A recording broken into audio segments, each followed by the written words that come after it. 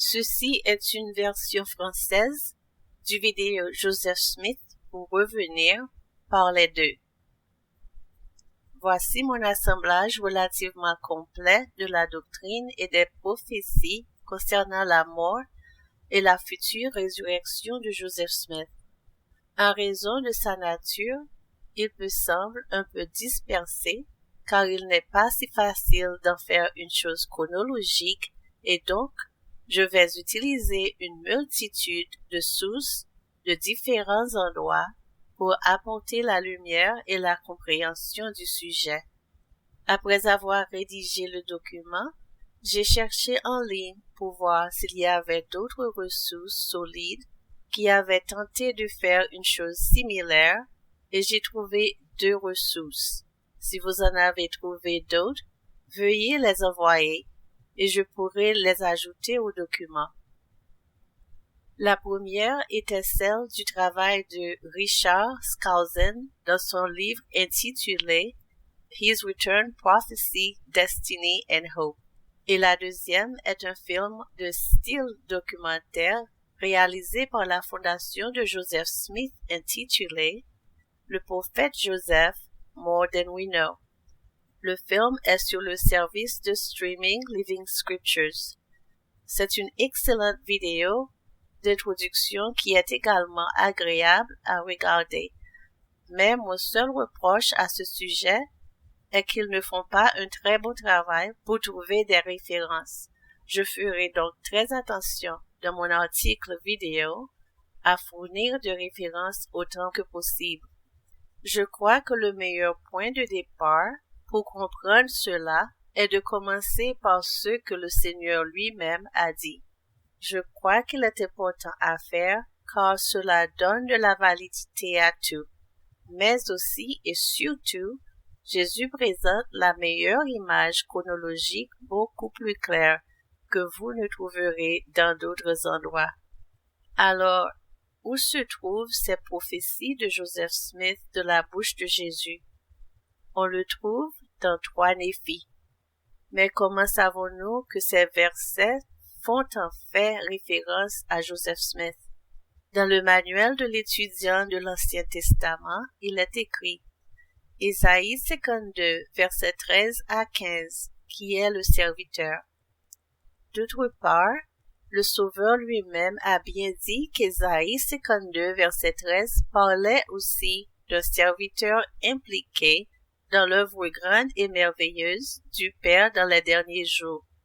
Le verset du livre de Mormon concerne certainement Joseph Smith et le rétablissement. Les hommes le défigurèrent, le persécutant pendant toute sa vie jusqu'au moment où ils réussirent à le rouiller. Notez bien la Bible française de Darby, qui est une version la plus proche de la Bible King James. Le mot défiguré est traduit par le mot défait. Ésaïe 52, verset 14. Comme beaucoup ont été stupéfaits en te voyant, tellement son visage était défait, plus que celui d'aucun homme, et sa forme plus que celle d'aucun fils d'homme. Le manuel de l'étudiant du livre de Mormon, version 1996, clarifie. 3 Néphi, chapitre 21, versets 9 à 11, mon serviteur. Une lecture attentive de 3 Néphi, chapitre 21, versets 9 à 11, suggère que le Seigneur faisait référence à Joseph Smith, le prophète, lorsqu'il a dit « La vie de mon serviteur sera dans ma main ». Lisons donc un passage, mais remplaçons mon serviteur par Joseph Smith afin que nous puissions avoir une compréhension claire de ce qui se passe ici. 3 Néphi, chapitre 21, verset 10. Mais voici la vie de Joseph Smith sera entre mes mains. C'est pourquoi ils ne feront pas de mal à Joseph Smith, bien que Joseph Smith soit défiguré à cause d'eux. Nous avions déjà expliqué ci-dessus à quoi défigurer faisait référence. Mais pour des preuves encore plus concrètes, descendons à la note de bas de page pour défigurer. L'Église vous amène à Doctrine et Alliance, chapitre 135, verset 1. Pour sceller le témoignage de ce livre et du livre de Mormon, nous annonçons le martyre de Joseph Smith, le prophète, et Hyrum Smith, le patriarche. Ils furent tués à coups de fusil le 27 juin 1844, vers 5 heures de l'après-midi, dans la prison de Carthage, par des émeutiers armés, peints de noir, fort d'environ 150 à 200 personnes. Hyrum fut abattu le premier et tomba calmement, s'exclamant « Je suis mort ». Joseph sauta par la fenêtre et fut mortellement atteint dans sa tentative, s'exclamant « Ô Seigneur mon Dieu ». On tira brutalement sur eux alors qu'ils étaient déjà morts, et tous deux reçurent 4 balles. On peut maintenant repartir par la compréhension que défigurer signifie martyriser. Ainsi, le Seigneur dit ici que la vie de Joseph Smith sera entre ses mains, même après qu'ils l'auront tué. Alors, que dit le reste du verset? 3 Néphi, chapitre 21, verset 10, deuxième partie. Néanmoins, je le guérirai, car je leur montrerai que ma sagesse est plus grande que la ruse du diable. Alors, qu'est-ce que le Seigneur veut dire que Joseph mourra, qu'il sera martyrisé, mais que le Seigneur le guérira? Doctrine et Alliance, chapitre 63, versets 47 à 49 et 52 à 54. Celui qui est fidèle et persévère vaincra le monde. Celui qui envoie des trésors au pays de Sion recevra un héritage dans ce monde, et ses œuvres le suivront ainsi qu'une récompense dans le monde à venir.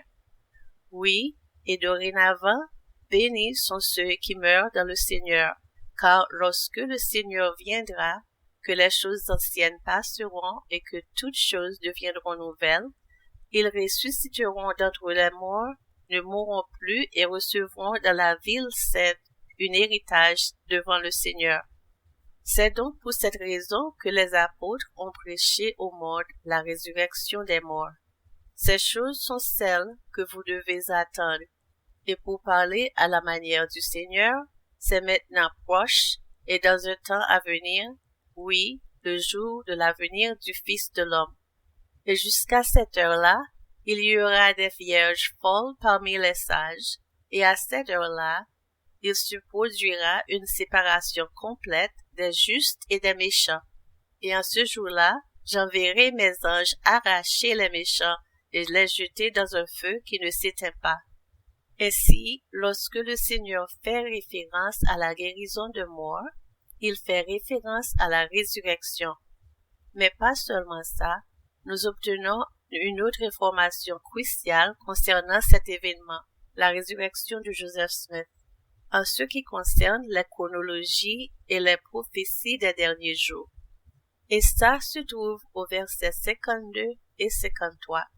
Le Seigneur dit ici que c'est la raison pour laquelle les apôtres ont prêché la résurrection des morts, car la résurrection des morts, ou plus précisément la résurrection d'une personne spécifique, est la chose que vous devez attendre dans les derniers jours, et cela ne parle évidemment pas de Jésus, car il est ressuscité depuis près de 2000 ans. Le Seigneur, alors, en l'an 1831, dit que ces choses sont proches, parlant à la manière du Seigneur, ce qui signifie il faudra peut-être un certain temps à ceux de 1831 pour le voir. Un détail important qui débloquera beaucoup plus d'écriture pour une compréhension à ce moment est de comprendre certains synonymes de guérison et de résurrection. 1 Néphi, chapitre 13, verset 37. Et si vous persévérez jusqu'à la fin, vous serez relevés au dernier jour et sauvés. Jacques, chapitre 4, verset 10. Humiliez-vous devant le Seigneur et il vous élèvera. Dans Doctrine et Alliance, chapitre 5, verset 32 à 35, le Seigneur s'adressant à Joseph Smith a dit, « Et maintenant, parce que je prévois que l'on sera à l'affût pour te détruire, oui, je prévois que si mon serviteur Martin Harris ne s'humilie pas et ne reçoit pas un témoignage de moi, il tombera dans la transgression, et il y en a beaucoup qui sont à l'affût pour te détruire de la surface de la terre. Et c'est pour cette raison, pour que tes jours soient prolongés, que j'ai t'ai donné ces commandements. Oui, c'est pour cette raison que j'ai dit, arrête-toi et ne bouge plus, jusqu'à ce que je te le commande, et je te fournirai le moyen d'accomplir les choses que je t'ai commandées. Et si tu es fidèle à garder mes commandements, tu seras élevé. Non seulement apprenons-nous ici que élever ou être élevé est synonyme d'être ressuscité ou de la résurrection, mais nous avons le Seigneur promettant spécifiquement à Joseph que malgré les hommes qui sont à l'affût pour te détruire, défigurer, qu'il sera levé. Maintenant que nous avons cette compréhension de l'élévation, nous avons maintenant une clé pour comprendre à quoi le Seigneur faisait référence lorsqu'il dit « J'élèverai mon étendard ». C'est une référence à l'événement que nous, en tant que saints, devons attendre, la résurrection de Joseph Smith, lui étant élevé pour être un étendard. Mais les membres seront-ils au courant du retour de Joseph? 3 Néphi, chapitre 20, verset 43. Voici Joseph agira avec prudence. Les synonymes de prudemment incluent tranquillement ou discrètement, ou comme le dit Ésaïe. Ésaïe 42, versets 1 à 4, continuons à remplacer mon serviteur par Joseph Smith, comme à expliquer ci-dessus. Voici Joseph Smith que je soutiendrai, mon élu en qui mon âme prend plaisir. J'ai mis mon esprit sur Joseph Smith. Joseph Smith annoncera la justice aux nations. Joseph Smith ne criera pas, Joseph Smith n'élèvera pas la voix et ne la fera pas entendre dans les rues. Joseph Smith ne brisera pas le roseau abîmé et Joseph Smith n'éteindra pas la mèche qui brûle encore. Joseph Smith annoncera la justice selon la vérité. Joseph Smith ne se découragera pas et ne se relâchera pas jusqu'à ce que Joseph Smith ait établi la justice sur la terre et que les îles espèrent en sa loi céleste. Ainsi, Joseph Smith pourrait travailler tranquillement dans les coulisses pendant un certain temps avant de faire son apparition à l'ensemble des membres de l'Église. Mais nous savons quels sont les effets de son retour. Avant d'aborder les effets de son retour, je veux prendre un moment pour comprendre pourquoi Joseph Smith ne se découragera pas après son retour par rapport à avant. Ésaïe 49, verset 1. Les versets suivants sont plutôt tirés du livre de Mormon, 1 Néphi, chapitre 21, qui est comparé au chapitre 49 d'Ésaïe. Et encore, écoutez aux maisons d'Israël, vous tous qui êtes coupés et chassés au dehors à cause de la méchanceté des pasteurs de mon peuple, oui, vous tous qui êtes coupés, qui êtes dispersés au dehors, qui êtes de mon peuple, ô maisons d'Israël, écoutez-moi, peuple lointain, soyez attentifs. Le Seigneur m'a appelé dès ma naissance, il m'a nommé dès ma sortie des entrailles maternelles. Qui est ce serviteur qui parle ici, que le Seigneur a connu et sanctifié avant sa naissance? Allez même jusqu'à le nommer. Je t'ai appelé par ton nom, je t'ai donné un titre alors que tu ne me connaissais pas. Dans la Bible anglaise, la note de bas du page vous amène à l'histoire de Joseph Smith, chapitre 1, versets 17, 33 et 49, qui sont tous des cas où Joseph Smith a été appelé par son nom. Nous apprenons aussi dans le livre de Mormon que Joseph, qui a été vendu en Égypte, a prophétisé en disant « Le Seigneur mon Dieu suscitera un voyant qui sera un voyant de choix pour le fruit de mes reins, et il sera appelé du même nom que moi, et que sera le même nom que celui de son père. » Ainsi, ce serviteur est Joseph Smith. Mais au cas où vous ne seriez toujours pas convaincu, Joseph Smith lui-même dit que c'est lui. On lit dans Ésaïe chapitre 49 verset 2, « Il a rendu ma bouche semblable à une glaive tranchant. Il m'a couvert de l'ombre de sa main, et il a fait de moi une flèche aiguë.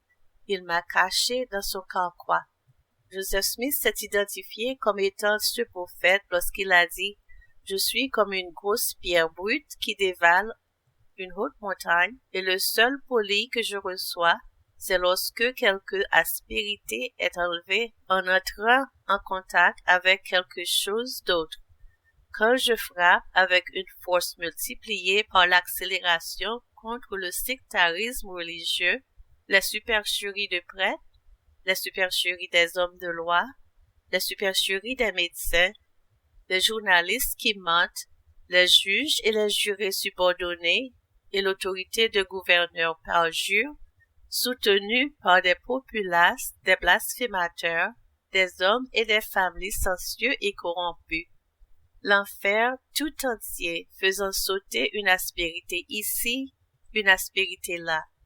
Ainsi je deviendrai un trait lisse et poli dans le carquois du Tout-Puissant qui me donnera la domination sur chacun d'eux, sans exception, lorsque leur refuge de mensonges échouera et que leur cachette sera détruite, tandis que ces pierres polies avec lesquelles j'entre en contact s'abîment.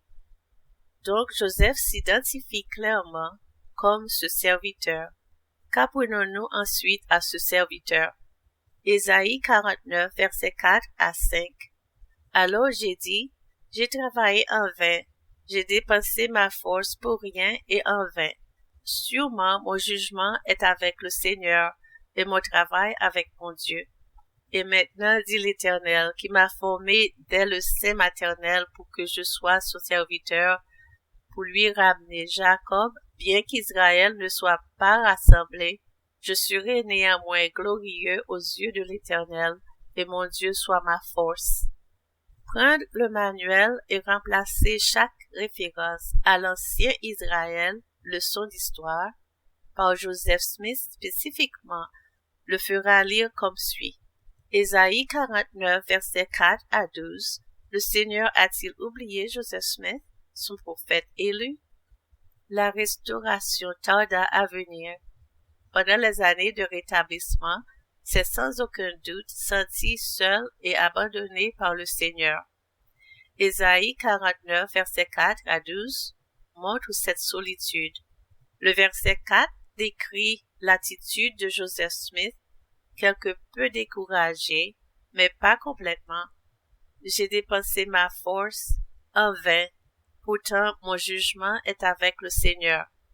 Néphi dit à propos des saints des derniers jours, dans leur état rejeté, ils sont un objet de moquerie et de dérision, et haïs par toutes les nations.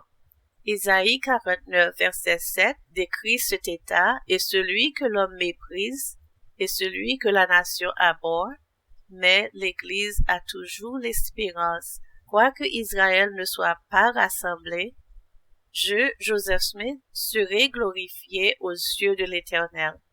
Joseph Smith sera un jour ramené et rétabli, et sera la lumière des nations, et un fanal qui manifestera le salut jusqu'aux extrémités de la terre. En un temps acceptable, Dieu entendra le reste des justes dans l'Église, leur cri, et te donnerai mon serviteur pour être une alliance du peuple. Cela est commencé avec l'appel de Joseph Smith, mais ne verra son achèvement qu'après le retour de Joseph Smith. À ce moment-là, Joseph Smith ne se découragera plus. Maintenant que nous avons identifié qu'il s'agit de Joseph et pourquoi il a été découragé, et pourquoi il ne se sentira pas découragé à son retour, abordons quelles sont les toutes premières choses que Joseph fait et les effets que cela aura sur l'Église. Dans Ésaïe 42, que nous avons déjà inclus, il est dit que nous attendons que ce serviteur vienne rétablir la loi céleste. C'est là toute première chose que Joseph est commandé de faire. La loi céleste contient, entre autres, la loi de consécration et la loi du mariage pluriel.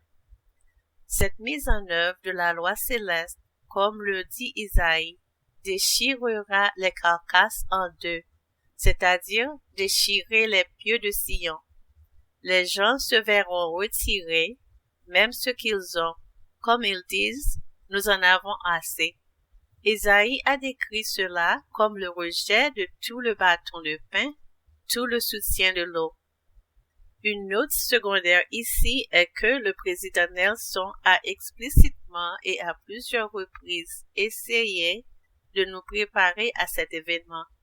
Le temps vient où ceux qui n'obéissent pas au Seigneur sera séparés de ceux qui le font. Malheureusement, des personnes que vous pensiez être des amis vous trahiront, et certaines choses sembleront tout simplement injustes.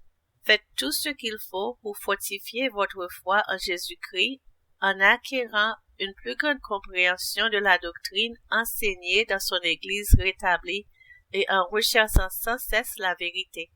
Ancré dans la doctrine pure, vous serez capable d'aller de l'avant avec foi et une détermination tenace et sera capable de faire joyeusement tout ce qui sera en votre pouvoir pour accomplir les desseins du Seigneur. Voici quelques-unes des 2 dernières prophéties rêves de Joseph Smith. Rêve de bateau à vapeur. Au début de février 1844, 4 mois avant sa mort, Joseph Smith fit un rêve qu'il raconta à Wilford Woodruff, Willard Richards et W. Phelps. Il a déclaré: « Je me tenais sur une péninsule au milieu d'un vaste étendue d'eau où il semblait y avoir un grand port ou une jetée construite pour que les bateaux viennent. J'étais entouré de mes amis et en regardant ce port, j'ai vu un bateau à vapeur s'approcher du port. Il y avait des ponts sur la jetée pour que les gens puissent traverser, et le vent s'est levé et a poussé le bateau à vapeur sous l'un des ponts et l'a renversé. J'ai couru vers le bateau, m'attendant à ce que les gens allaient tous se noyer, et voulant faire quelque chose pour les aider, j'ai mis mes mains contre le côté du bateau, et d'un coup, je les poussai sous le pont et les redressai, puis leur ai dit de prendre soin d'eux-mêmes. Mais je ne tardai pas à les voir repartir dans le canal ou le plan principal de l'eau. Les tempêtes faisaient rage et les eaux agitées. J'ai dit à mes amis que s'ils ne comprenaient pas les signes des temps et l'esprit de prophétie, ils risquaient à se perdre. Ce n'est que peu d'instants après que nous avons vu les vagues déferler sur le bateau, et il a bientôt sombré et est descendu avec tout le monde à bord. La tempête et les eaux étaient encore très agitées. Pourtant, j'ai dit à mes amis autour de moi que je croyais pouvoir endiguer ces vagues et cette tempête et nager dans les eaux mieux que le bateau à vapeur. En tout cas, j'étais déterminé à l'essayer. Mais mes amis se moquèrent de moi et me dirent que je ne pouvais pas du tout me tenir debout, mais que je serais noyé. Les eaux semblaient claires et belles, bien qu'extrêmement agitées, et j'ai dit que je croyais pouvoir nager et que j'allais quand même essayer. Ils m'ont dit que j'allais me noyer. J'ai dit que j'aurais d'abord une gambade dans l'eau si je le faisais, et je suis parti dans les vagues déchaînées. Je n'ai nagé qu'une courte distance lorsqu'une vague imposante m'a submergé pendant un moment, mais je me suis vite retrouvé au sommet de celle-ci, et j'ai rapidement rencontré la deuxième vague de la même manière, et pendant un certain temps, j'ai lutté avec acharnement pour vivre au milieu de la tempête et des vagues, et j'ai bientôt constaté que j'ai gagné sur chaque vague et frôlais mieux le torrent, et j'eus bientôt le pouvoir de nager la tête hors de l'eau.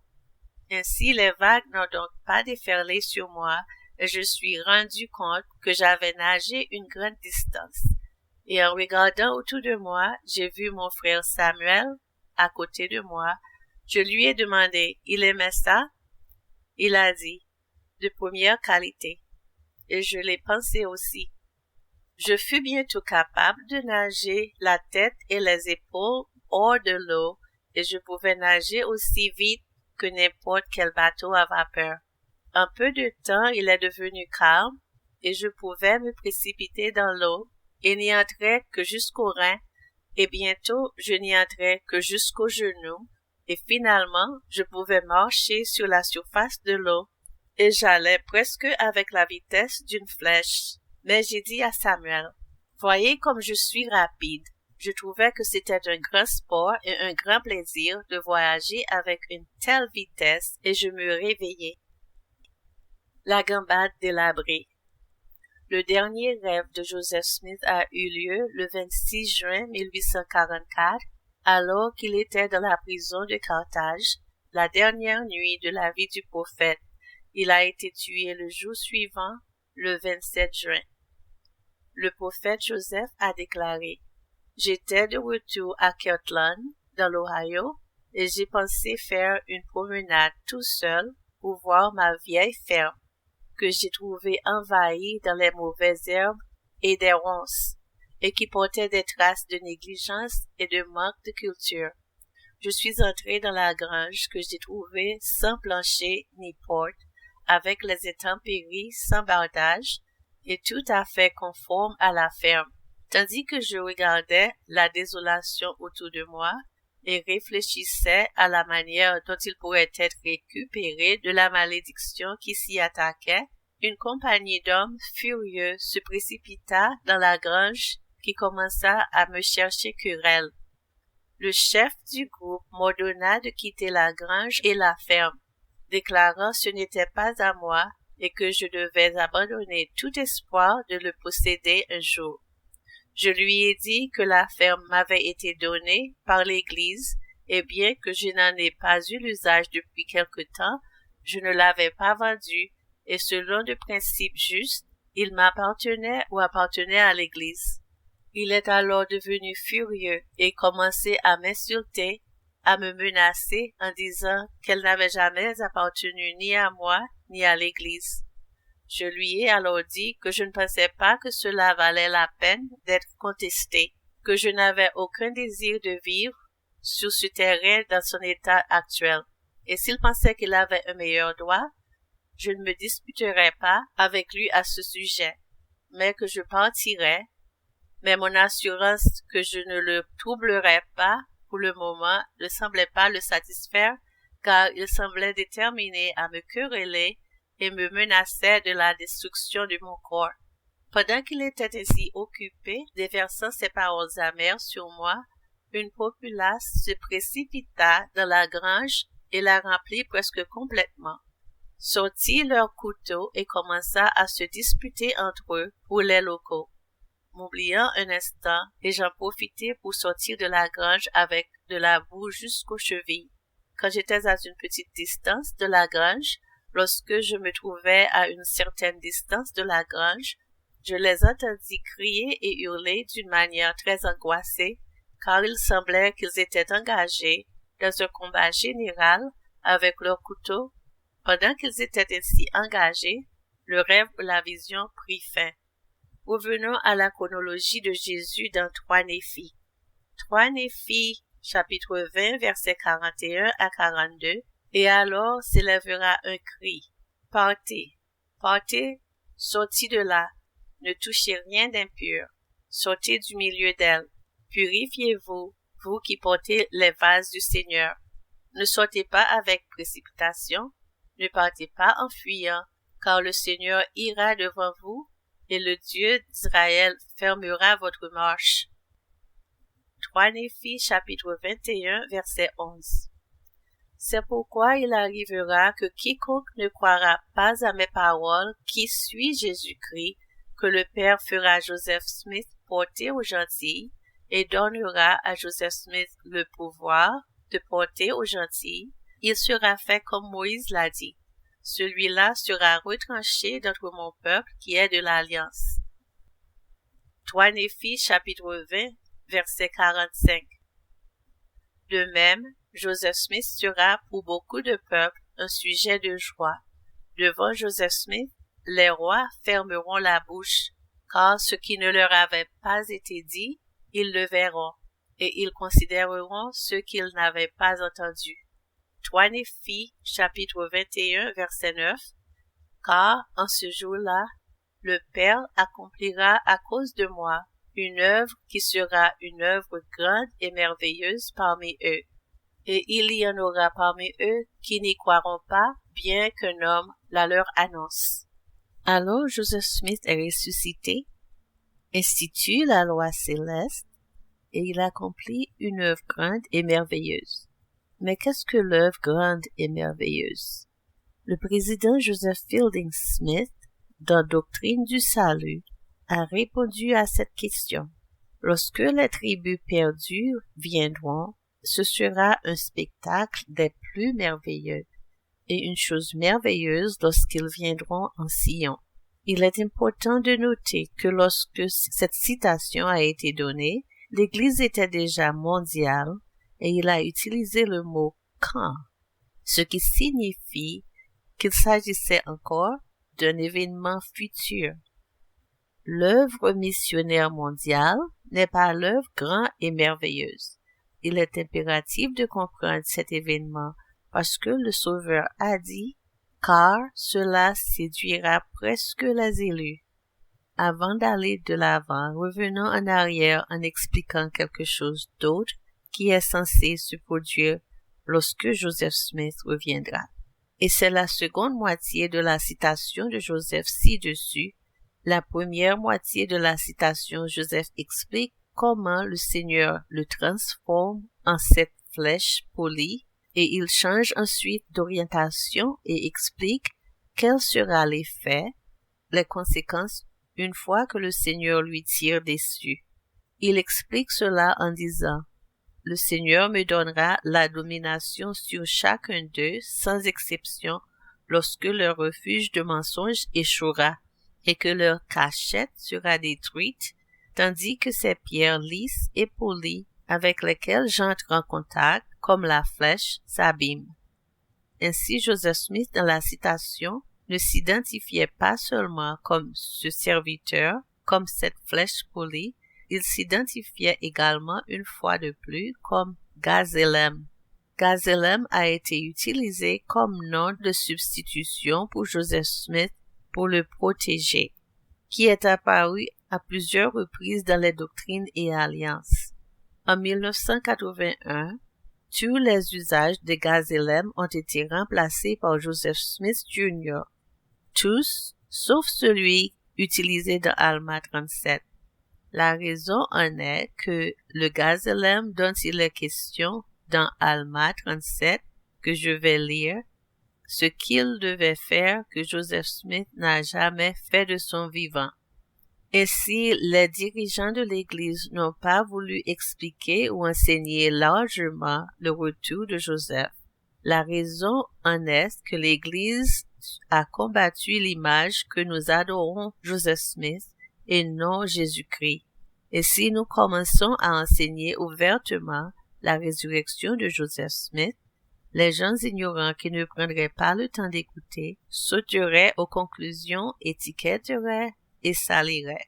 Mais les dirigeants de l'Église ne voulaient pas non plus que les membres croient que c'était une fausse prophétie parce qu'elle n'a jamais été réalisée.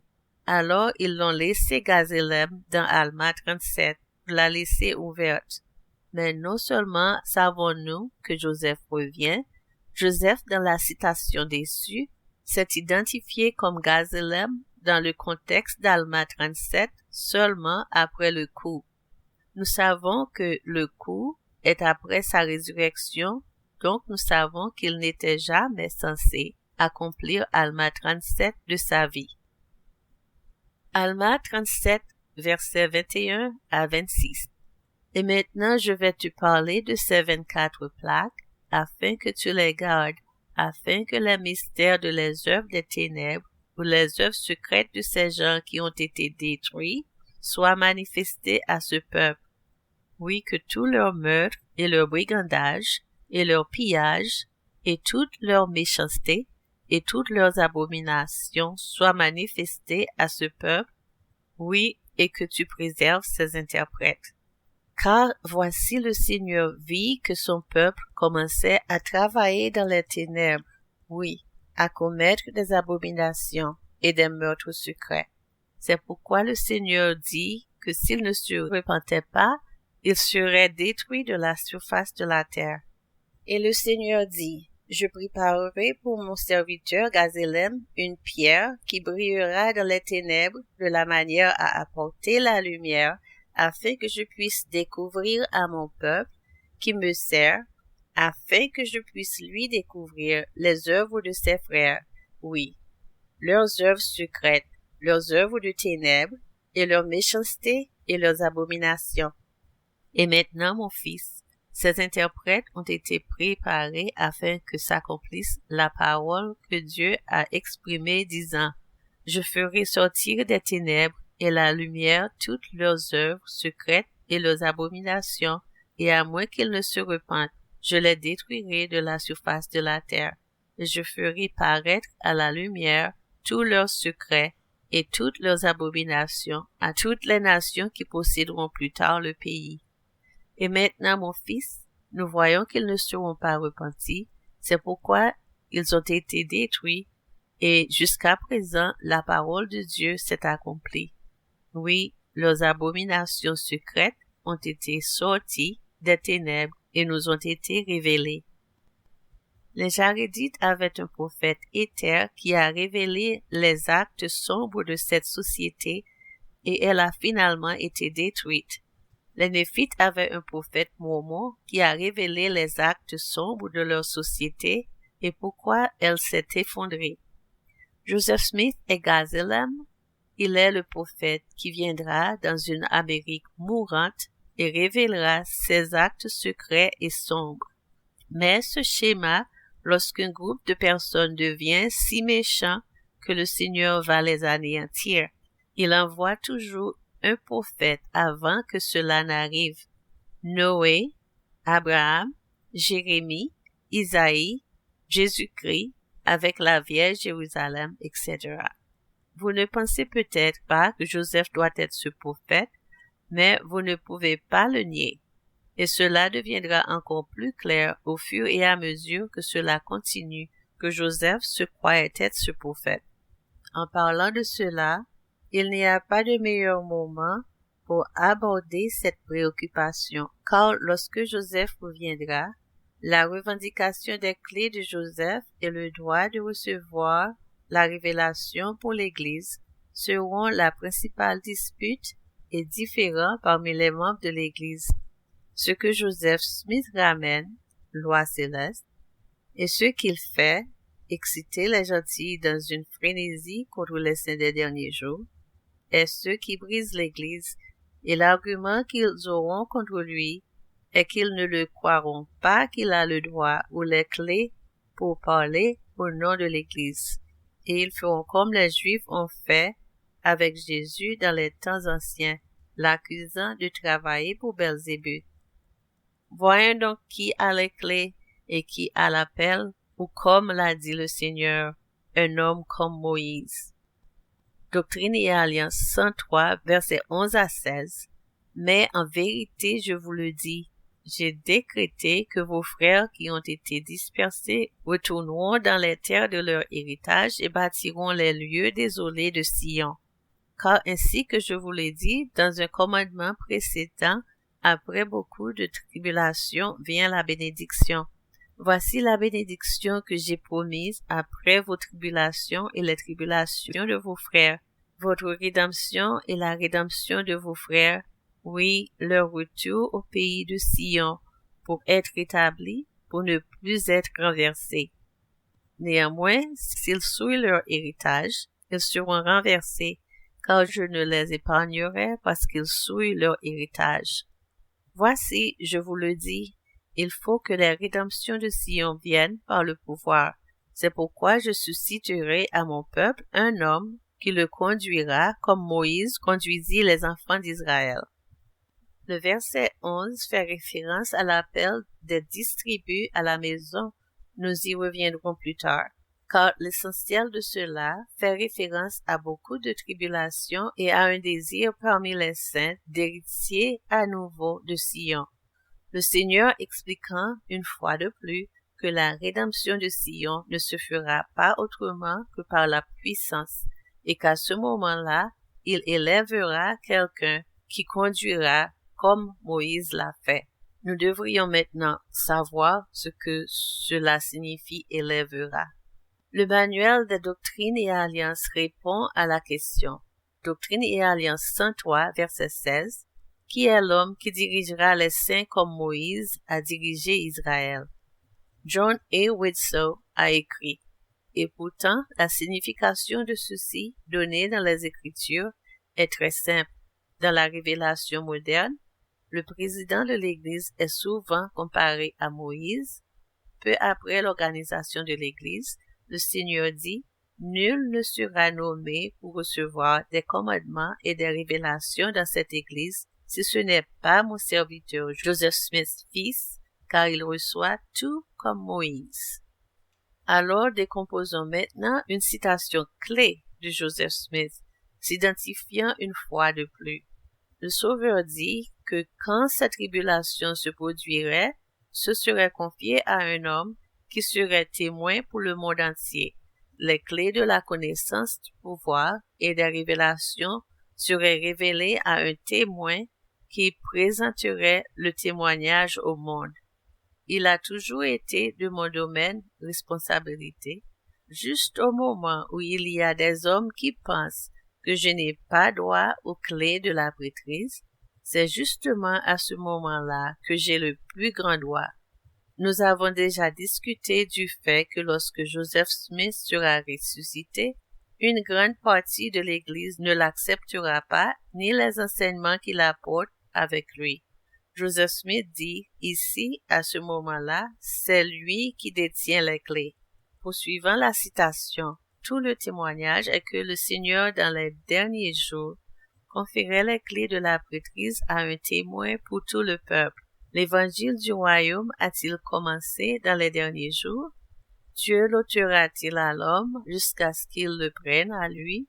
Certains pourraient suggérer que le Seigneur a pris les clés de Joseph quand Joseph est mort et que, par conséquent, Joseph ne détient plus les clés de cette dispensation, mais plutôt le président par intérim de l'Église de Jésus-Christ des Saints des derniers jours, qui détient les clés lorsque Joseph revient. Cependant, c'est faux. Doctrine et Alliance 110, versets 11 et 16. Lorsque cette vision se fut refermée, les cieux s'ouvrirent de nouveau à nous. Moïse apparut devant nous et nous remit les clés pour rassembler Israël des 4 coins de la terre et pour ramener les 10 tribus du pays du Nord. C'est pourquoi les clés de cette dispensation sont remises entre vos mains, et vous saurez par là que le jour du Seigneur, jour grand et redoutable, est proche et même à la porte. Doctrine et Alliance 90, verset 3. En vérité, je te le dis, les clés de ce royaume ne te seront jamais enlevées, tant que tu seras dans le monde, ni dans le monde à venir. Doctrine et Alliance 112, verset 15.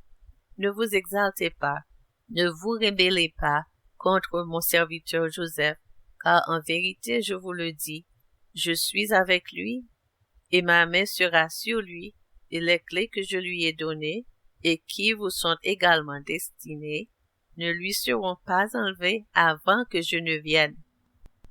Ô grand prophète, gloire à celui qui a vu Dieu le Père, et que Jésus a choisi pour voyant.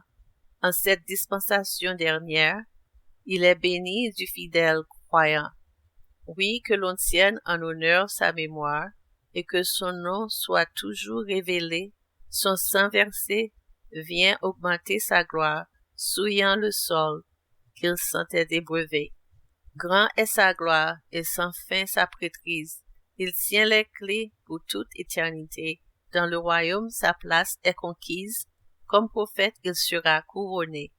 Que de faveurs viennent du sacrifice, le sang du juste sera réclamé. Bientôt viendra le combat de justice, Joseph sera par chacun acclamé. Quand Joseph Smith sera-t-il couronné?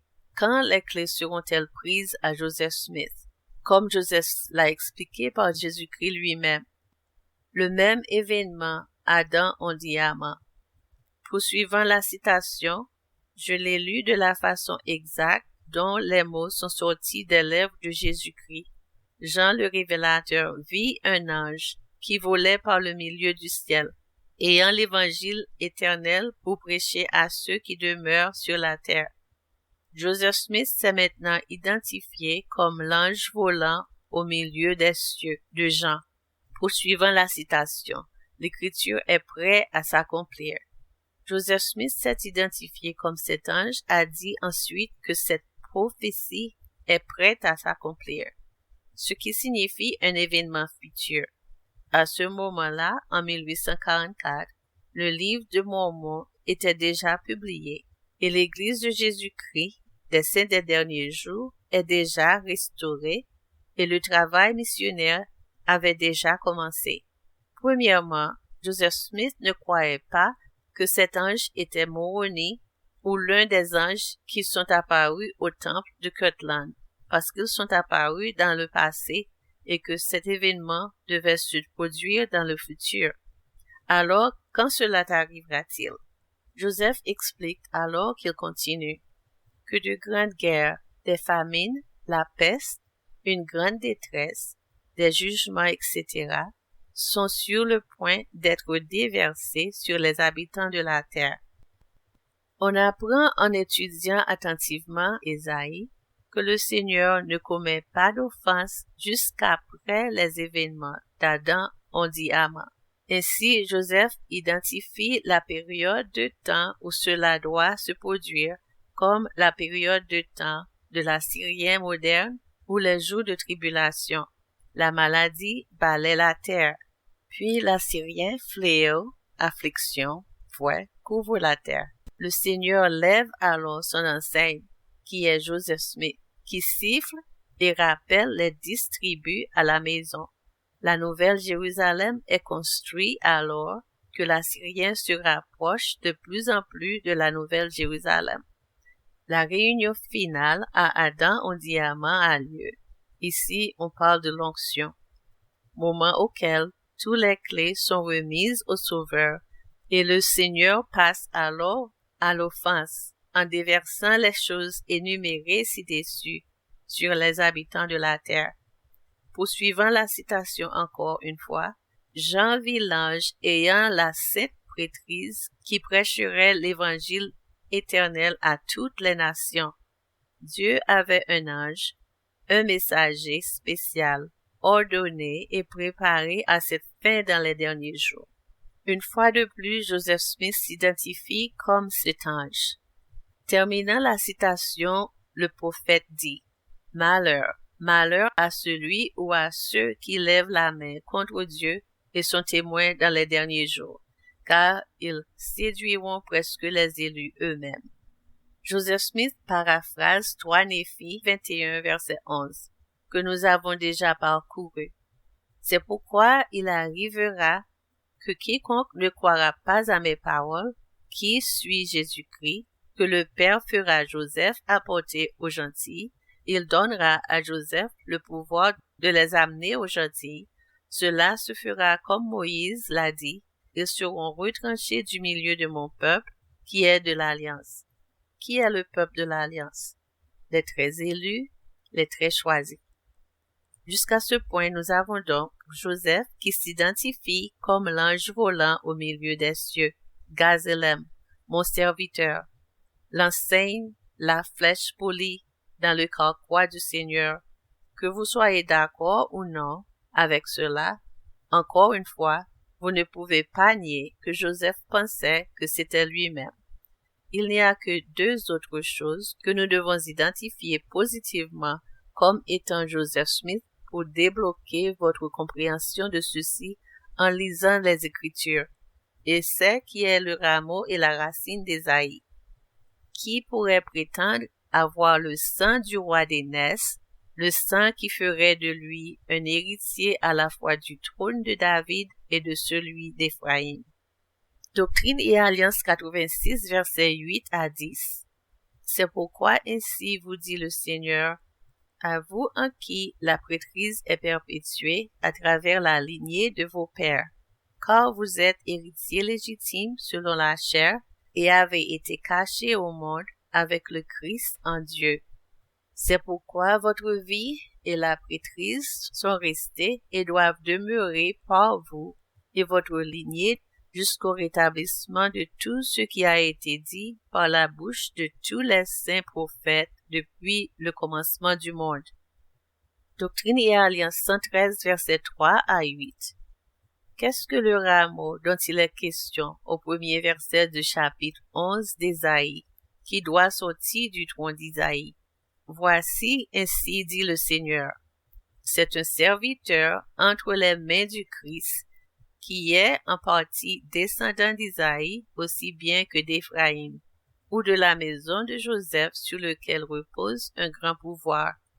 Qu'est-ce que la racine d'Isaïe dont il est question au verset 10 du chapitre 11?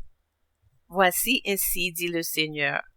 C'est un descendant d'Isaïe aussi bien que de Joseph, à qui appartiennent le droit, la prêtrise et les clés du royaume pour être une bannière et pour le rassemblement de mon peuple dans les derniers jours. Question par Elias Higbee. Que veut dire le commandement donné dans Ésaïe chapitre 52 verset 1 qui dit « Revêt-toi de ta force, Sion ». Et à quel peuple Ésaïe faisait-il allusion?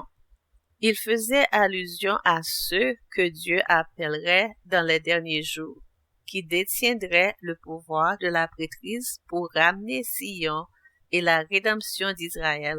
Et se revêtir de sa force, c'est se revêtir de l'autorité de la prêtrise, à laquelle elle, Sion, a droit, par lignage, et aussi retourner à ce pouvoir qu'elle avait perdu. Le manuel Doctrine et Alliance répond. Doctrine et Alliance 113, versets 3 à 6. Qui sont le rameau et le rejeton dont parle Ésaïe? L'auteur a toujours pensé que le rameau était Joseph Smith, croyant que le prophète, par modestie, hésitait à se nommer directement. Nul d'entre nous ne douterait que Joseph était destiné à devenir un grand serviteur entre les mains du Christ. De plus, si nous pensons qu'il était le rameau ou serviteur, remarquez à quel point cette identification cadre avec la mission de Moroni qui était d'expliquer aux prophètes modernes son rôle dans la grande vision de l'avenir donnée à Ésaïe en tant que rameau ou serviteur entre les mains du Christ. Joseph Smith cadre tout naturellement avec la prophétie d'Ésaïe et il est facile de comprendre pourquoi Moroni lui cita et lui expliqua Ésaïe 11. Malgré ce raisonnement, nous avons toujours le sentiment de malaise que nous devrions disposer d'une meilleure preuve de ce que Joseph Smith est le rameau. Je crois qu'il y a une meilleure preuve et qu'il se trouve dans Doctrine et Alliance 113, versets 5 et 6. Pour évaluer intelligemment cette explication, prenons Ésaïe 11, verset 10. Il cite. On peut donner ici une traduction plus proche de l'original, et il y arrivera en ce jour-là que le rejeton d'Isaïe, qui se dresse comme une bannière, qui veut dire signe ou signal, pour les peuples, les nations, se tourneront vers lui, et son lieu de repos, qui veut dire refuge, résidence, sera glorieux.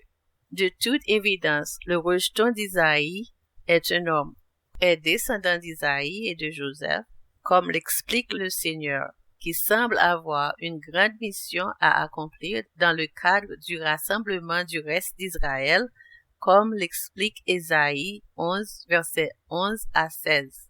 Je pense que le rameau du verset 1 et le rejeton d'Isaïe du verset 10 désignent le même homme, Joseph Smith. Si le rameau dans Doctrine et Alliance 113, verset 4, est le serviteur entre les mains du Christ qui est partiellement descendant d'Ésaïe et aussi dû d'Éphraïm ou de la maison de Joseph, notez qu'au verset 6, il semble être mieux défini comme étant descendant d'Ésaïe aussi bien que de Joseph, à qui appartiennent le droit, la prêtrise et les clés du royaume pour être une bannière ou pour le rassemblement de mon peuple dans les derniers jours. qui répond mieux à la description des mots en italique que Joseph Smith. Il détient à juste titre la prêtrise et ses clés par lignage. Et assurément, personne ne conteste le fait que les clés du rassemblement de mon peuple lui furent conférées le 3 avril 1836 par Moïse dans le temple de Kirtland. Dans certaines écritures, le Christ est appelé le rejeton de David. Cette désignation signifie que celui qui était le fils de David était aussi avant David, était plus éminent que lui et était la source d'où le grand roi d'Israël obtint son royaume et sa puissance. L'explication d'Ésaïe 11, verset 10, donnée dans Doctrine et Alliance 113, implique fortement que si le Christ est le rejeton de David, il n'est pas le rejeton d'Isaïe, mentionné dans Ésaïe. Il y a deux raisons à cette conclusion. Premièrement, le Seigneur, par l'intermédiaire du prophète Joseph Smith, identifie au verset 2 le Christ comme étant le tronc d'Isaïe. Il n'identifie pas le Christ comme le rejeton d'Isaïe. Deuxièmement, le verset 6 indique que le rejeton d'Isaïe est un serviteur du Christ à qui les clés sont données dans les derniers jours pour rassembler le peuple du Christ.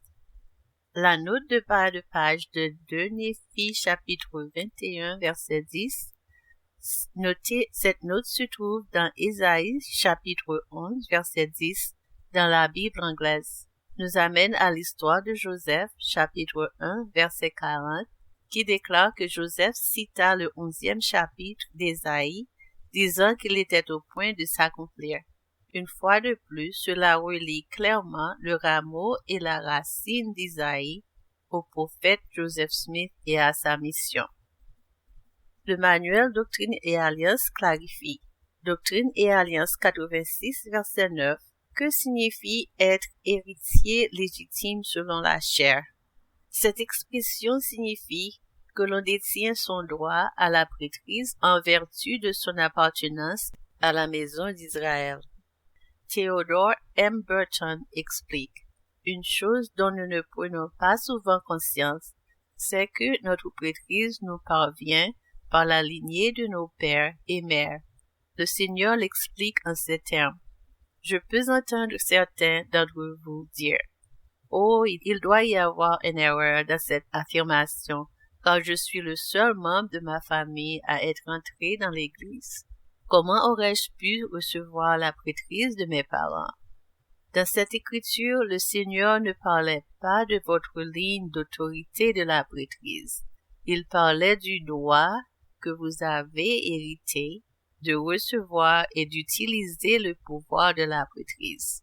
Cette disposition à écouter et à croire est un don dont vous avez hérité et qui vous a permis de reconnaître et d'accepter la vérité. Jésus explique cette pensée quand il dit: « Mes brebis entendent ma voix, moi je les connais et elles me suivent. » Cette disposition à accepter est une manifestation de votre droit inné aux bénédictions de la prêtrise. Cette disposition à croire ne constitue pas une prédestination, mais représente une préordination. Le Seigneur poursuit la révélation comme suit. Car vous êtes héritiers légitimes, selon la chair, et avez été cachés au monde avec le Christ en Dieu. Cela signifie que nous recevons le droit aux bénédictions de la prêtrise par notre lignage, par le sang. J'espère que vous pourrez comprendre que la prêtrise avec les bénédictions qui l'accompagnent dépend dans une grande mesure des liens familiaux. Certains supposent ou prétendent à tort que l'un ou les deux, le rameau et la racine d'Isaïe, se réfèrent à Jean le Révélateur. Jean le Révélateur était le cousin de Jésus-Christ. Il était un juif de sang pur. Ses deux parents étaient aussi de sang pur de la tribu de Juda que vous pouvez avoir. Dès le départ, cela élimine Jean le Révélateur par droit de lignée. Mais plus que cela, ce prophète doit recevoir ses clés dans les derniers jours. Jean a reçu ses clés il y a plus de 2000 ans, dans une dispensation complètement différente. Les gens font cette erreur en supposant que Jean le Révélateur doit être ce prophète parce que dans les doctrines et alliances, Jean est identifié comme un Élie pour restaurer Israël. Le problème est que Moïse, Élie et tous les autres anges qui sont apparus dans le temple de Kirtland étaient tous des Élis pour le rassemblement d'Israël. Deuxièmement, Joseph Smith, dans la citation que nous venons d'avoir ci-dessus, est clairement indiqué que tous ces anges qui sont apparus avant 1844 n'étaient pas ce prophète. Jean le Révélateur est un Élie et son travail est avec les 10 tribus perdues. Il n'est pas la racine. Joseph, par contre, il y a une multitude de citations des premiers prophètes de l'Église qui identifient clairement l'un des parents de Joseph étant de la tribu d'Éphraïm et l'autre de la tribu de Juda, qui est Isaïe. Il y a une citation faisant référence à Joseph comme étant un Éphraïmite de sang pur, mais cela est sorti de son contexte et expliqué dans le journal de discours de 268. Bien que le président Young ait identifié Joseph Smith comme un Éphraïmite pur, en ce qui concernait la famille ou la lignée du prophète, Brigham Young et d'autres ont reconnu que 1. Joseph Smith était de nation gentille, et 2. Certaines des ancêtres de Joseph Smith peuvent provenir de lignées autres que celles d'Éphraïm. Donc, en fin de compte, le seul prophète des temps modernes qui peut correspondre au rameau et la racine d'Isaïe, le droit par linéage, est Joseph Smith.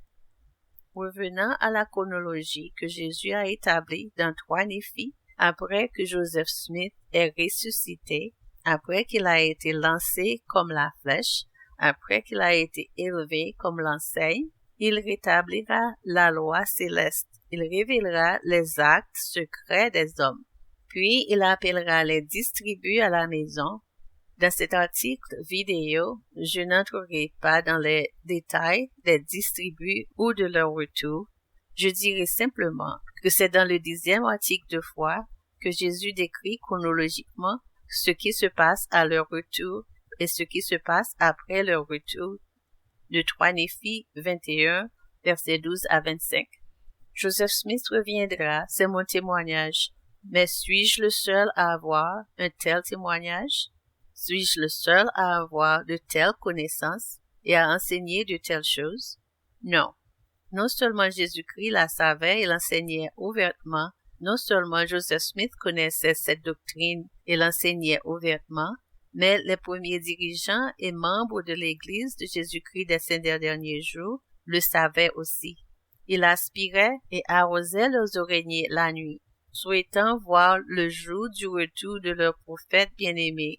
Je voudrais juste demander avant d'entrer dans cette citation combien de membres de l'Église aujourd'hui attendent le retour de Joseph. Combien de membres de l'Église aujourd'hui se soucient même de son retour?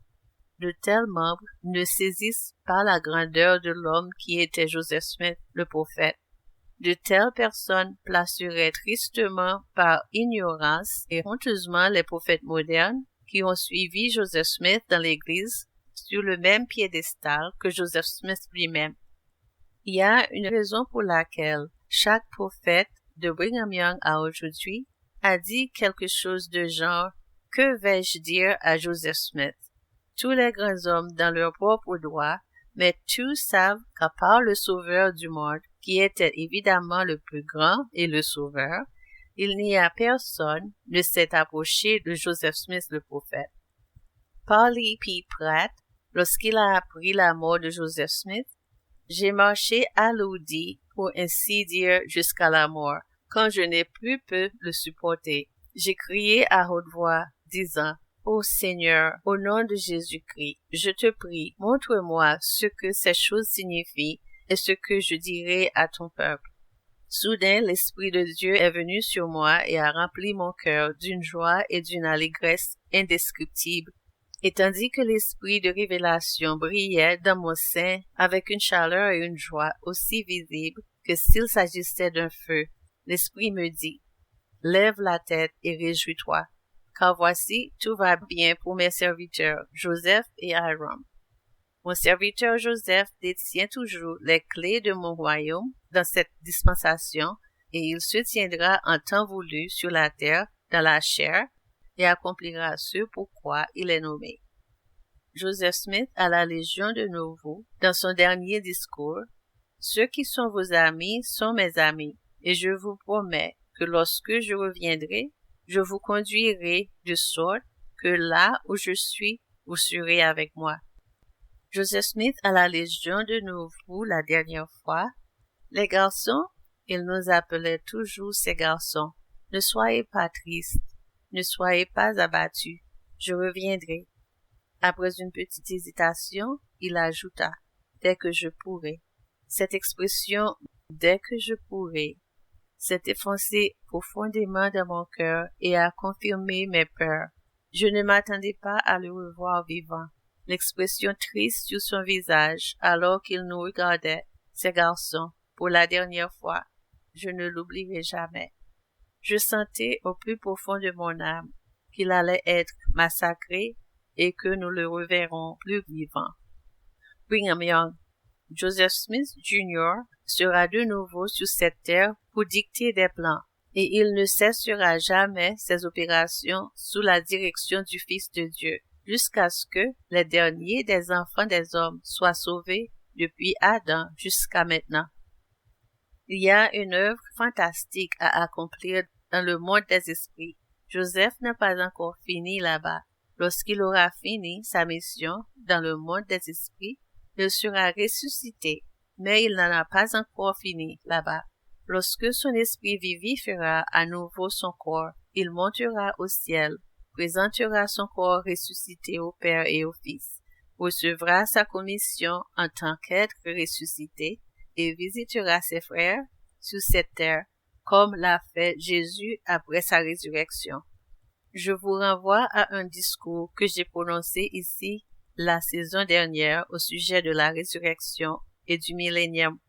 Joseph, Hiram, le père Smith et bien d'autres seront là pour dicter et présider. Joseph se tiendra à la tête de cette dispensation et en détiendra les clés, car elles ne lui sont pas enlevées. Elles ne l'ont jamais été dans le temps et ne seront jamais dans l'éternité.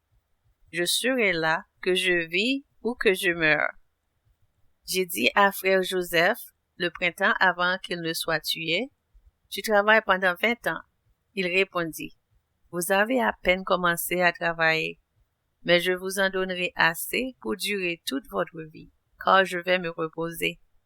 Tout ce que je peux faire ou demander maintenant, c'est de faire le travail afin qu'il soit juste et acceptable pour lui quand il reviendra ici. » Heber C. Campbell. Pensez-vous que si frère Brigham devait mourir demain, et si Joseph est ressuscité, ce qui sera, dès que sa mission sera remplie dans le monde des esprits, que Joseph permettra au corps de frère Brigham de rester dans la tombe plus longtemps que peut-être nécessaire? Non, car il aura alors besoin de l'assistance de ses frères fidèles ressuscités, comme il a maintenant besoin d'esprits fidèles. Je suis à peu près sûr d'une chose. Nous irons dans le comté de Jackson, Missouri, c'est-à-dire ceux qui font le bien et honorent leur vocation, faisant ce qu'on leur a dit de faire. Vous serez bénis et vous verrez le jour où les présidents Brigham Young, Heber C. Campbell et Daniel H. Wells et les 12 apôtres seront dans le comté de Jackson, Missouri, pour distribuer vos héritages en chair et en os, bien sûr. Nous devons être beaux sans être dans la chair. Nous serons là dans la chair, et tous nos ennemis ne pourront pas l'empêcher. Frère Wells, vous pouvez écrire ça. Vous serez là, et Willard Richards y sera ainsi que Jedediah M. Grant, et Joseph et Hiram Smith, et David W. Patton, et Polly P. Pratt. Et le jour viendra où je verrai ces hommes dans l'Assemblée générale de l'Église du premier-né, dans le grand conseil de Dieu à Jérusalem aussi. Voudrons-nous que vous soyez avec nous? J'ai entendu Joseph dire 2 fois que frère Brigham et moi devrions être dans ce conseil à Jérusalem quand il devrait y avoir une unification des deux divisions du gouvernement de Dieu. Heber C. Kimball a déclaré au sein de Nouveau que Joseph sera le premier homme qui ressuscitera d'entre les morts, puis tous les hommes selon l'ordre qui leur est propre. Brigham Young. Si nous demandons qui se tiendra à la tête de la résurrection dans la dernière dispensation, la réponse est Joseph Smith, fils, le prophète de Dieu. Il est l'homme qui sera ressuscité et recevra les clés de la résurrection, et il scellera cette autorité sur d'autres, et ils iront à la recherche de leurs amis et les ressusciteront quand les ordonnances auront été accomplies pour eux et les ramèneront. Et nous aurons des révélations pour connaître nos ancêtres jusqu'à notre père Adam et notre mère Ève. Et nous entrerons dans les temples de Dieu et nous officierons pour eux. Alors, l'homme sera scellé à l'homme jusqu'à ce que la chaîne devienne parfaite jusqu'à Adam, de sorte qu'il y aura une chaîne parfaite de prêtrise d'Adam à la scène finale. Joseph Smith détient les clés de cette dernière dispensation et est maintenant engagé derrière le voile dans la grande œuvre des derniers jours. Aucun homme ou femme dans cette dispensation n'entrera jamais dans le royaume céleste de Dieu sans le consentement de Joseph Smith. Depuis le jour où la prêtrise a été retirée de la terre jusqu'à la scène finale de toutes choses, chaque homme et chaque femme doivent avoir le certificat de Joseph Smith Jr. comme passeport pour leur entrée dans la demeure où se trouvent Dieu et le Christ. Il détient les clés de ce royaume pour la dernière dispensation, les clés pour régner dans le monde des esprits, et il y règne triomphalement, car il a obtenu la pleine puissance et une glorieuse victoire sur le pouvoir de Satan alors qu'il était encore dans la chair, et a été un martyr de sa religion et du nom de Christ, ce qui lui donne une victoire la plus parfaite dans le monde des esprits. Il y règne en tant qu'être suprême dans sa sphère, sa capacité et sa vocation comme Dieu le fait au ciel. Les saints ressusciteront-ils d'entre les morts? Qui le saura? Un petit nombre. Quand la résurrection commencera, je dis que peu de gens le sauront. Et permettez-moi de vous informer que lorsque vous aurez vu Joseph et Hyrum et le père Smith et bien d'autres ressuscités d'entre les morts, et que vous, les anciens, vous irez prêcher à l'étranger, vous ne parlerez pas au monde de leur résurrection, car ils n'y croiront.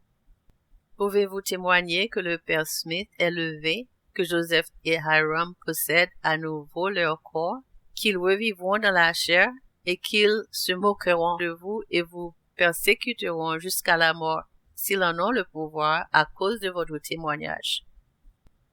Les saints ressusciteront-ils des morts avant que le monde ne soit converti? Oui. Vous pouvez désespérer de ne jamais voir toute la création convertie au Seigneur Jésus ou à la foi du Saint-Évangile. Verrez-vous la résurrection? Oui. Vous y serez et vous en jouirez. Vous serez dans la première résurrection.